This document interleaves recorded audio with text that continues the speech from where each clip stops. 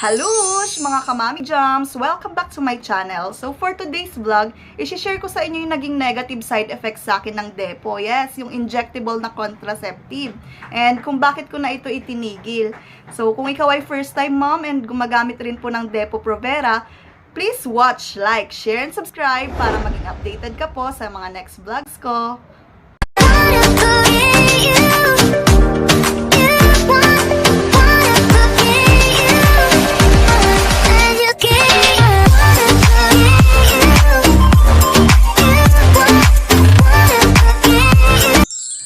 So, halush mga kamami jams, i-share ko nga sa inyo yung mga negative effects sa akin ng Depo Provera. And sa mga hindi nakakaalam, isa itong contraception na ini-inject sa ating braso. And effective po ito for 3 months. Yes, 3 months po kayong hindi ma-ovulate or hindi mabubuntis dahil yun yung effect nung Depo Provera. And for me, naka 3 shots din po ako. So, bali 9 months din po akong gumamit nitong contraceptive na to. And kagaya nung una kong vlog, shinare ko po dun yung mga naging experience nito sa akin.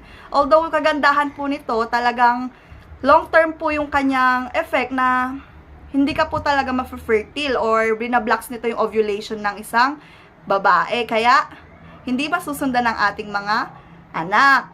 So, pero I decided na itigil na ito dahil hindi ko po kinakaya yung mga negative side effects nito sa katawan ko. So, first nga po dito is yung pagbabago ng menstrual cycle natin or nagiging irregular po yung cycle natin.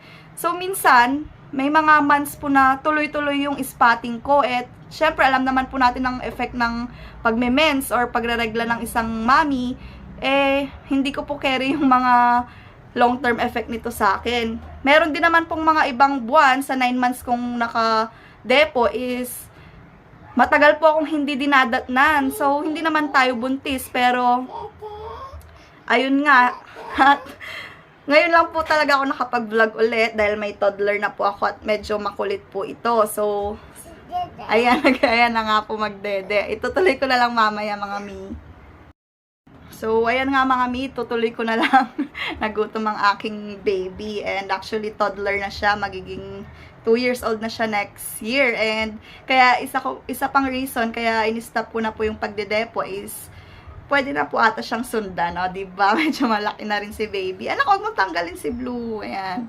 So, eto nga yung mga negative side effects sa akin. Bukod sa pabago-bago yung menstrual cycle or yung pagme-mens natin, hindi ko kaya yung effect ng sobrang pagtaba. Isa rin yun, yung weight gain. Yes, mga mami, ang laki nga ng tinaba ko. Pero dahil in-stop ko na siya, mga 6 months na rin po akong hindi nakadepo. So, medyo nababawi ko rin po ng paunti-unti yung dati nating katawan.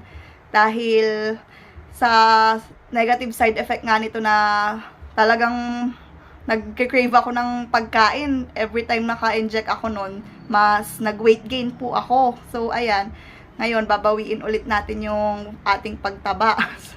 Pero, unti-unti yan. And then, ako lang ba nakapansin na ang laki rin ng puson natin kapag gamit natin tong injectable na contraceptive. Super laki ng puson. Parang lagi kang meron, pero ano naman, hindi naman tayo regular na nagkakaroon, di ba?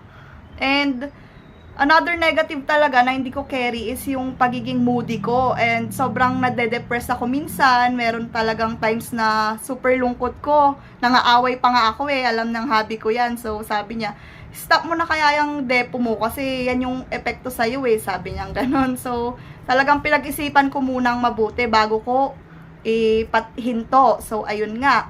Hanggang sa we decided na gumamit na lang po kami ng withdrawal method and calendar method.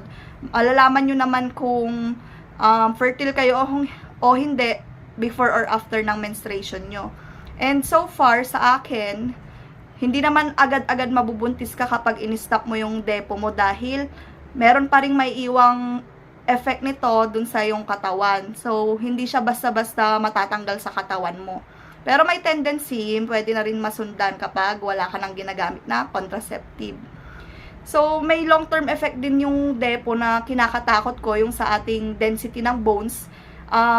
mawawalan daw po kayo ng ganon. So, parang natatakot naman magkaroon ng complication pagtanda, di ba? Dahil sa ginamit nating contraceptive. And another cause din po yun ng iba't ibang mga sakit.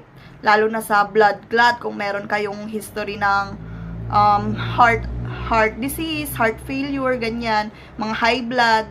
Naku, wag nyo na pong isiping magpa-depo dahil may tendency baka ma-trigger po yung mga sakit ninyo at yun pa yung maging cause, baka lumala ito or else mauwi sa pagkamatay. Ayun ako, ayaw ko naman pong mangyari yun at bata pa tong aking panganay, o diba? And then yun nga, mga mi, marami pa akong ibang naramdaman simula nung nag-contraceptive ako ng Depo-Provera. Eto na nga, yung pagtaba, pati yung pagsusuka, parang buntis yung feeling mo, pero syempre hindi naman, di ba? Nahihilo ka lagi at lagi nga moody, mataas yung yung dugo mo lagi, konting bagay lang super naiirita ka pa. Pati tuloy yung asawa ko sa kay anak ko minsan is napagbubuntunan ko ng pagka-moody ko. So ayan. And so far, two shots ko na nga po siyang, or 2 terms, equivalent nun 6 months na po akong hindi nagpa-inject.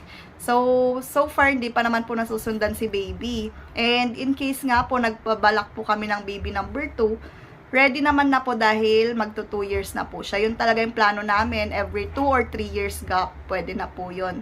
Ayoko naman pong mag-isa lang din po si baby una. Syempre, gusto ko rin magkaroon siya ng kapatid.